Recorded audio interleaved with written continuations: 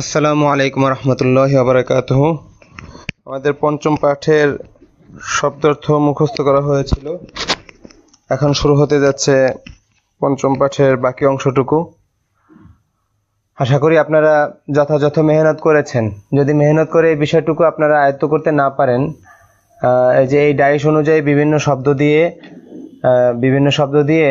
যে কোনো শব্দ দিয়ে এই ওজনে শব্দ গঠন করা, এই ছিল কাজ।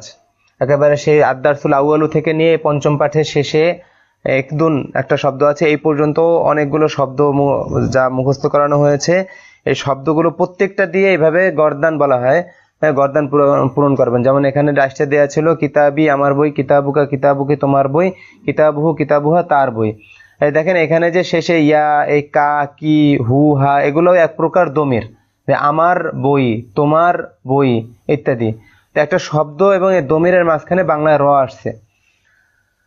তো যাই হোক, এখানে একটা ব্যাপার ঘটেছে, সেই ব্যাপারটার নাম হলো কি ইদাফত। মানে বাংলায় যখন দুই শব্দের মাঝখানে র আসে তখন তাকে ইদাফত বলে।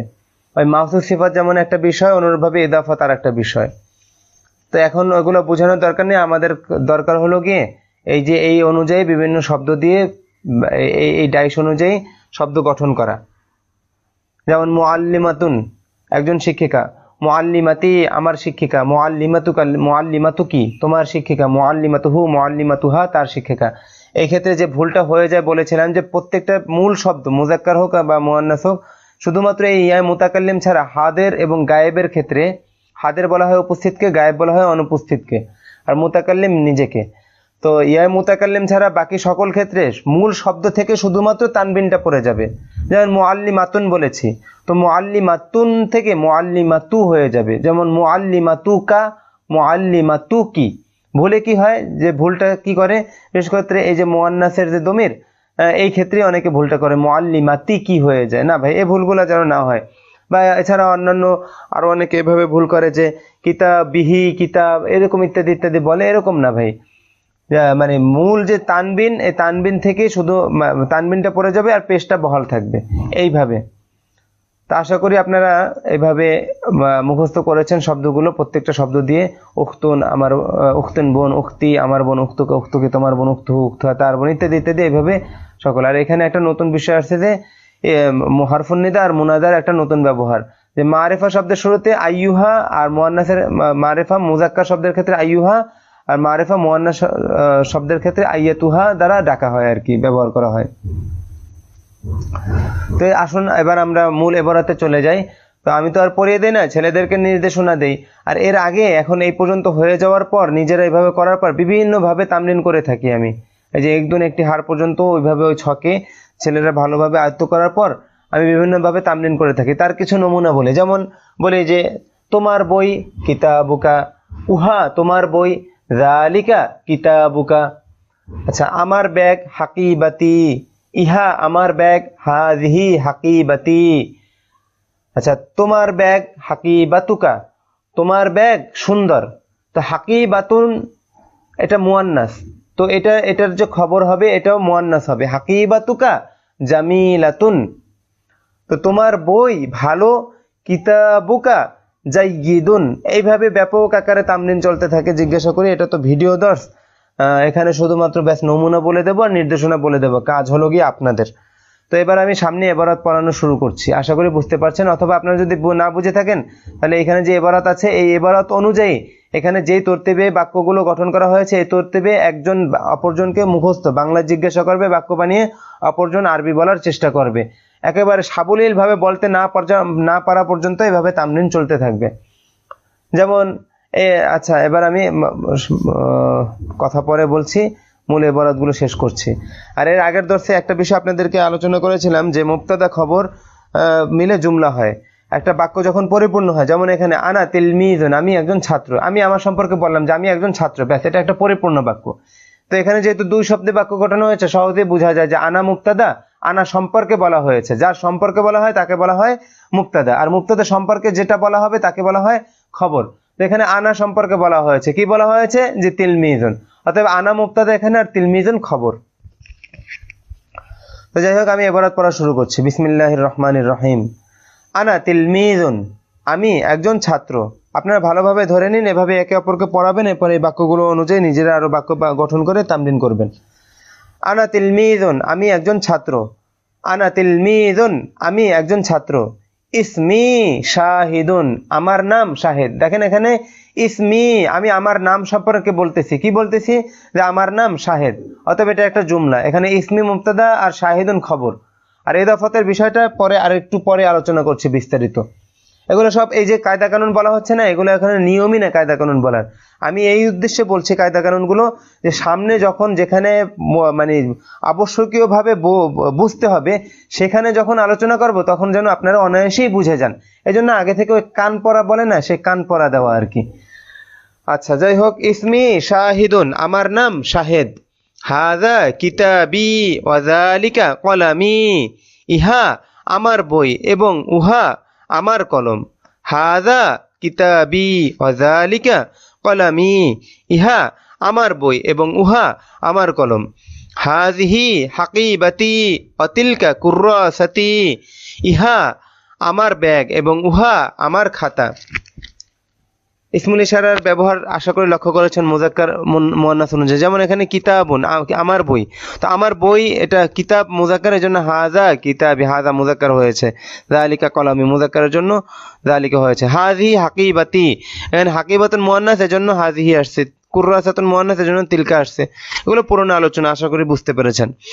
কিতাবি জাদিদুন কলামি জাইয়িদুন, দেখেন এখানে কিতাবি সম্পর্কে বলা হয়েছে। তো কিতাব মুজাক্কার, এজন্য খবর মুজাক্কার হয়েছে। কলামুন মুজাক্কার, এজন্য এটার খবর মুজাক্কার হয়েছে। কিতাবি জাদিদুন ওয়া কলামি জাইয়িদুন, আমার বই নতুন এবং আমার কলম ভালো।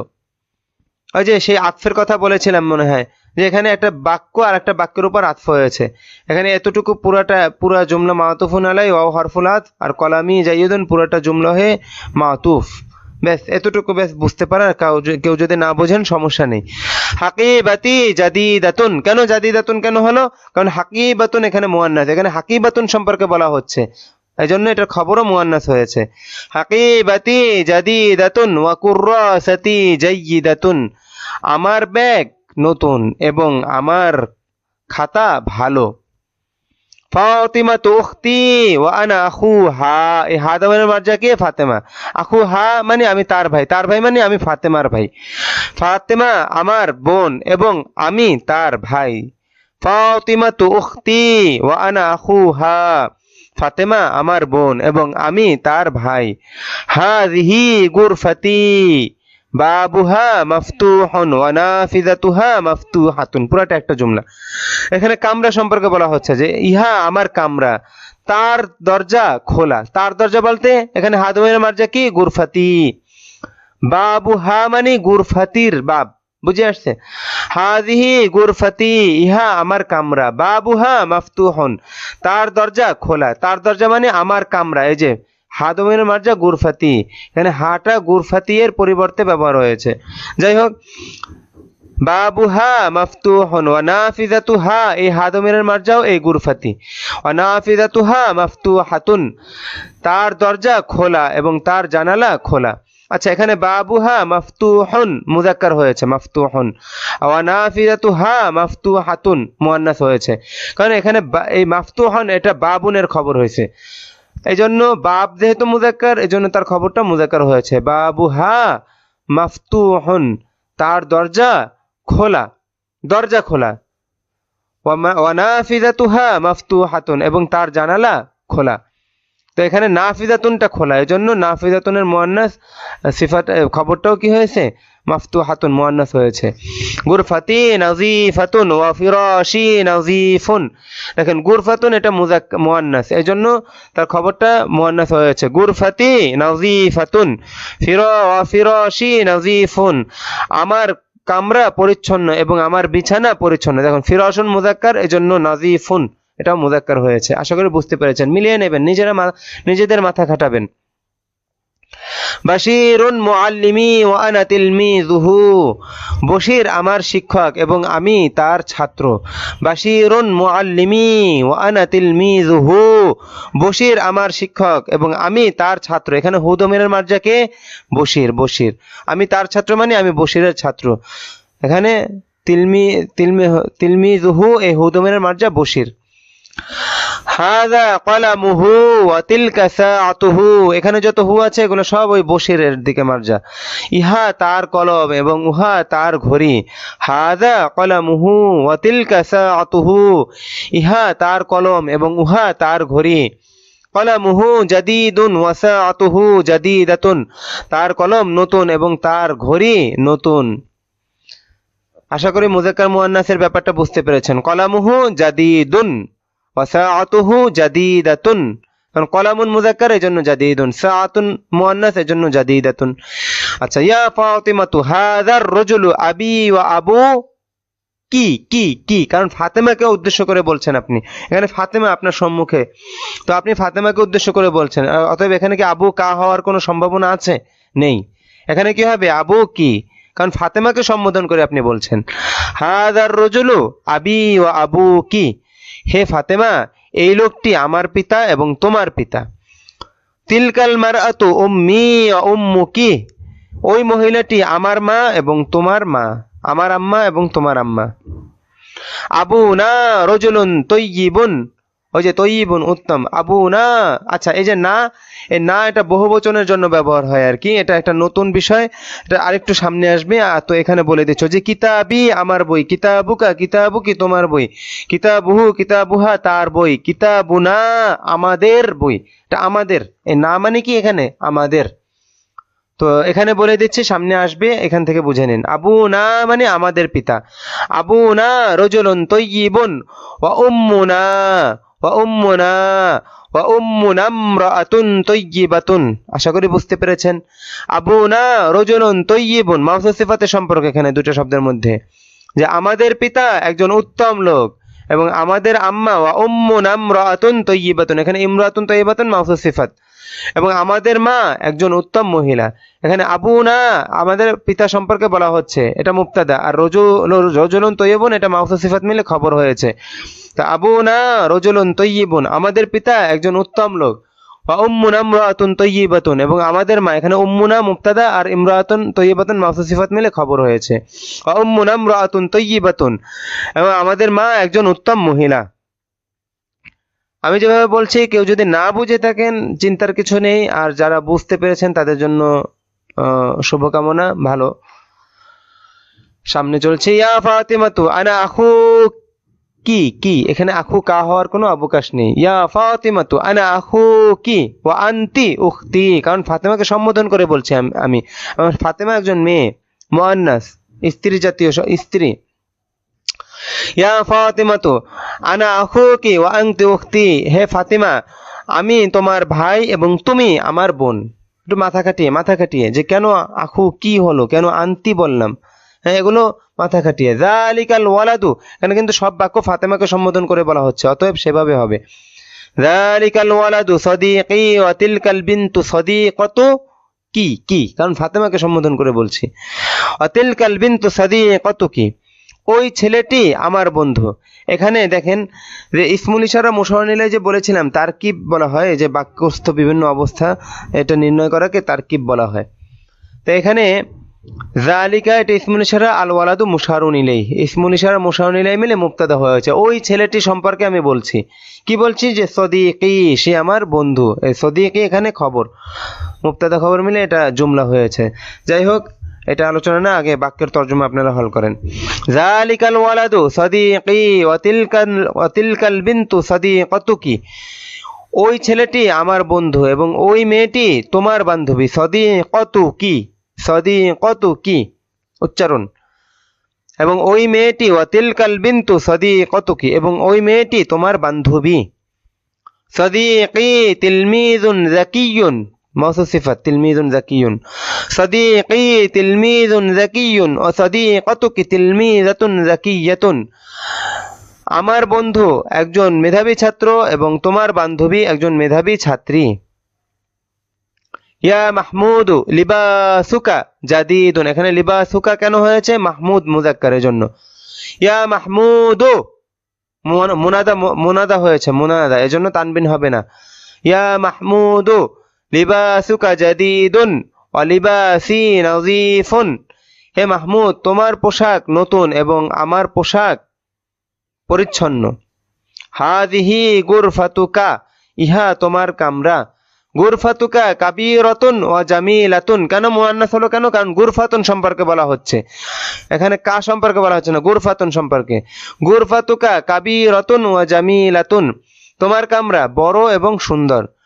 বাবু হা, এই হা দমের মার্জা এই গুরফাতুনের দিকে ফিরেছে, মানে তার দরজা, মানে কি তোমার কামরার দরজা। আচ্ছা, বাবুহা ওয়াসিউন ওয়া নাফিযাতুহা ওয়াসিআতুন। আশা করি বুঝতে পেরেছেন এখানে কেন ওয়াসিউন আর এখানে কেন ওয়াসিআতুন, কারণ মুযাক্কার মুআন্নাস। বাবুন মুযাক্কার, এজন্য এটার খবরও মুযাক্কার হয়েছে। নাফিযাতুন মুআন্নাস, এজন্য এটার খবরও মুআন্নাস হয়েছে।